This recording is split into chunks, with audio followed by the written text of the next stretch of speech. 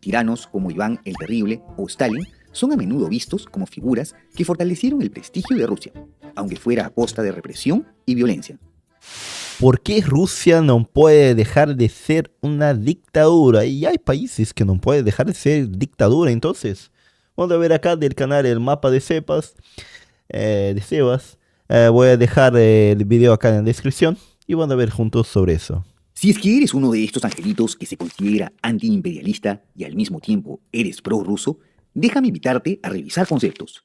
Imperio es por definición una entidad política formada por varios territorios y pueblos dividido entre un centro dominante, la Rusia occidental europea gobernada por los eslavos orientales, que ejerce el control político sobre las periferias. La Rusia oriental, compuesta por un sinnúmero de etnias que les pagan tributo y son utilizados como carne de cañón para sus guerras. Es decir, Rusia es un régimen autoritario que se puede calificar como un imperio chapado a la antigua, pues su esencia es comparable a imperios que son parte de la historia. Mientras otros países avanzan hacia sistemas democráticos, Rusia se sigue aferrando al modelo autoritario. La pregunta de hoy es, ¿por qué el autoritarismo no es simplemente un estilo de gobierno para Rusia, sino también una necesidad para su supervivencia? ¿Te interesa? Dale, entonces quédate hasta el final del video.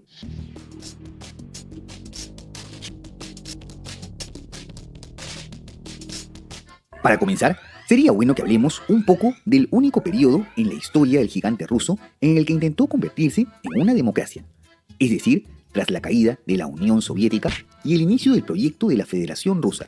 No fue una época muy gloriosa para Rusia, fue un periodo de decadencia, ¿no? Dada por Boris Yeltsin. Bajo su liderazgo, se intentó implementar un sistema político más abierto y plural. Sin embargo, este intento resultó ser caótico. La transición económica hacia el capitalismo fue brutal, dejando a millones en la pobreza, mientras una élite oligárquica acumulaba enormes riquezas.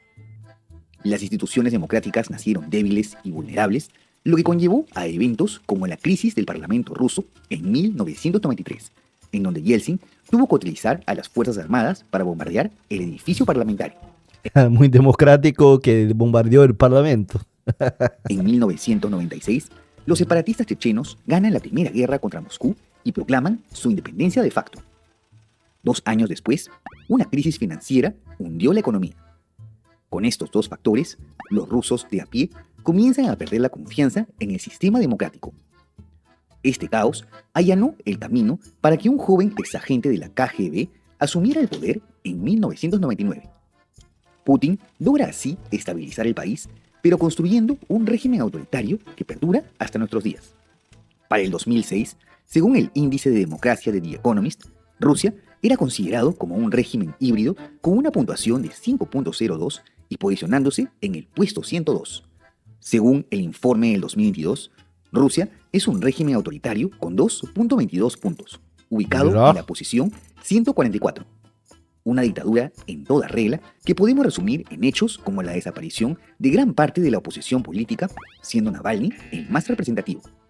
Que murió, ¿no? Problemas cardíacos supuestamente en la prisión. Llegados a este punto, toca responder a la pregunta de este video con 5 factores con los que puede estar de acuerdo o no, agregar o quitar puntos. Espero tus comentarios.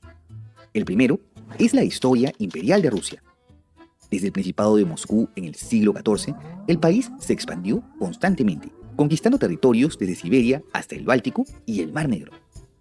Este expansionismo fue más que un simple afán de conquista. Era una cuestión de supervivencia en un entorno geopolítico hostil. Por su posición geográfica, Rusia no pudo consolidar un imperio marítimo como lo hicieron las potencias occidentales, sino que tuvo que expandirse hacia el este, incorporando cientos de etnias y culturas diferentes a lo largo de toda la Siberia. Esta experiencia histórica consolidó en la mente colectiva rusa la idea de que un liderazgo fuerte es necesario para mantener unido a un vasto y diverso territorio. Bueno, a pesar de no haber logrado tener colonias en el ultramar, bueno, con la expansión de su territorio quedó como el país más grande del mundo. Elementos no se mantuvieron en el con bastantes riquezas que tiene hasta hoy de las potencias europeas tras la descolonización. El segundo factor está relacionado a la seguridad geopolítica. La geografía ha sido decisiva para la mentalidad autoritaria rusa.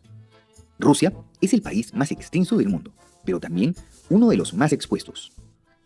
El núcleo del país, ubicado al este de los Urales, no cuenta con barreras naturales como montañas o desiertos que la protejan de invasores, por lo que a lo largo de los siglos ha recibido constantes invasiones.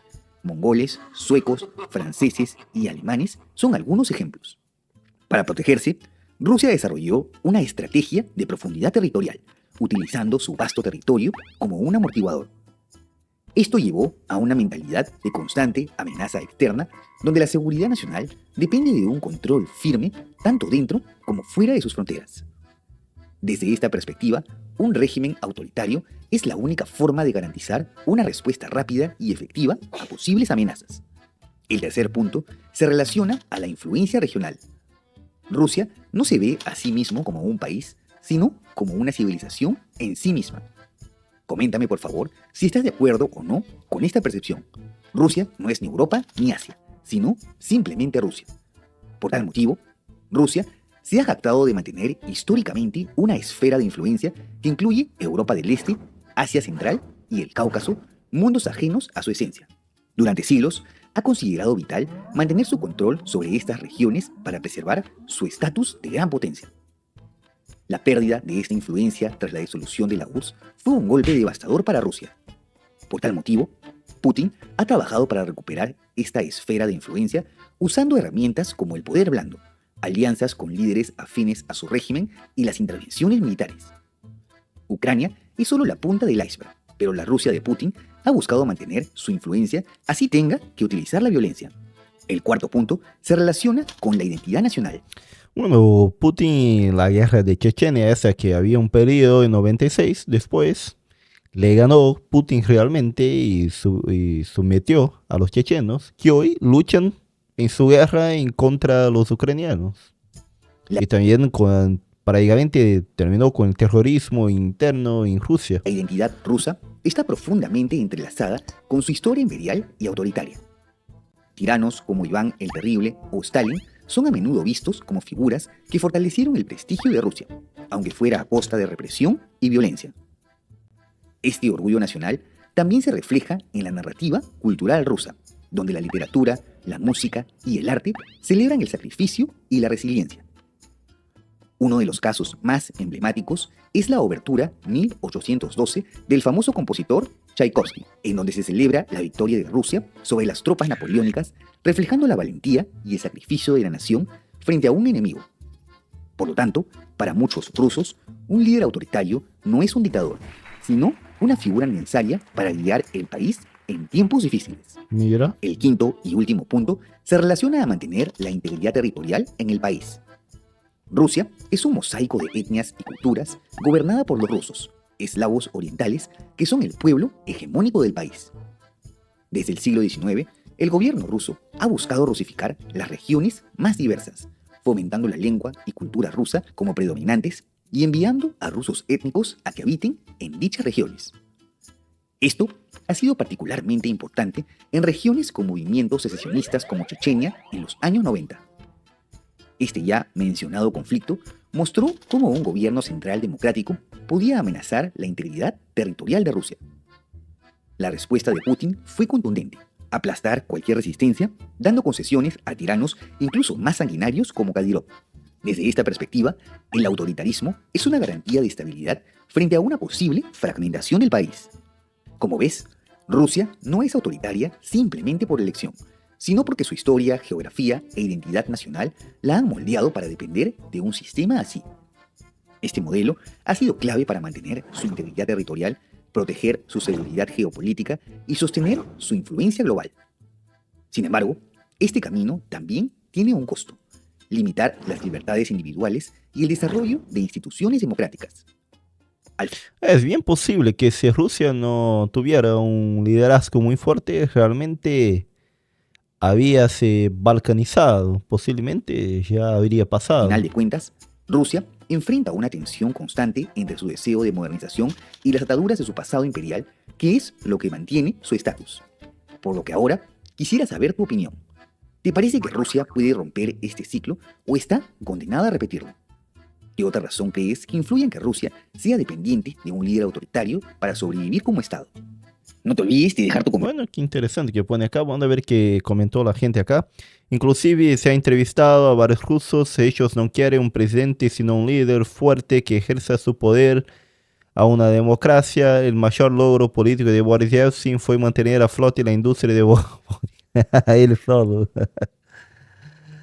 Supongo que si Rusia deja de serlo, le daría rienda suelta para que las demás repúblicas tengan sus propias ideologías, incluso contrarias a las rusas, haría conflictos y guerras innecesarias. Y por último, la independencia de esta república. Rusia es un país multicultural, multiétnico y multilingüístico.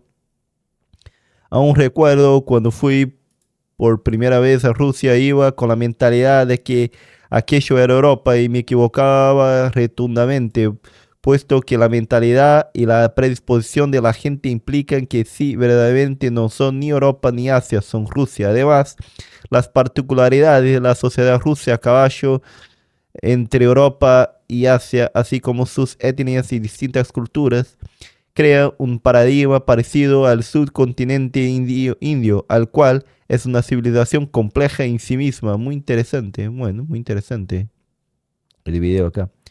Donde Rusia llega a ser más democrático, se cae a pedazos. Bien lo dice, sepas en el video. Territorios así de grandes y con tantos pueblos son imposibles de mantener. Porque, bueno, no es que tiene un pueblo con la misma idea, son varias etnias dentro, entonces es realmente muy problemático. Acá pone, de mantener cohesiones en un sistema 100% democrático, esa es la ventaja de la Unión Europea, que a pesar de ser tan grande, prácticamente eliminó a los otros pueblos en su territorio, tanto que hoy son unas cosas insignificantes, aunque el crecimiento de la población hispana, si no se toma en cuenta, puede ser a la larga una gran amenaza para la cohesión del país. Ah, no, acá que no es Unión Europea, acá es Estados Unidos. Esa es la ventaja de los Estados Unidos, que a pesar de ser tan grande, prácticamente eliminó a los otros pueblos de su territorio. Y lo que puede traer problema a la cohesión es el crecimiento de la población hispana, pero no creo que no. Porque los hispanos que van a Estados Unidos absorben su cultura. En adición a varios puntos mencionados en este video, recuerdo haber escuchado a un historiador al que le preguntaron esa misma cuestión y respondió que en la idiosincrasia rusa un líder, sea un zar, un presidente, no debe tener una guerra que pierda. De lo contrario, pueden terminar como Gorbachev tras la crisis de los 90 o Brezhnev en Afganistán, olvidados, como Yeltsin en Chechenia, reemplazados, o como Nicolás II y otros zares, 3 metros bajo tierra.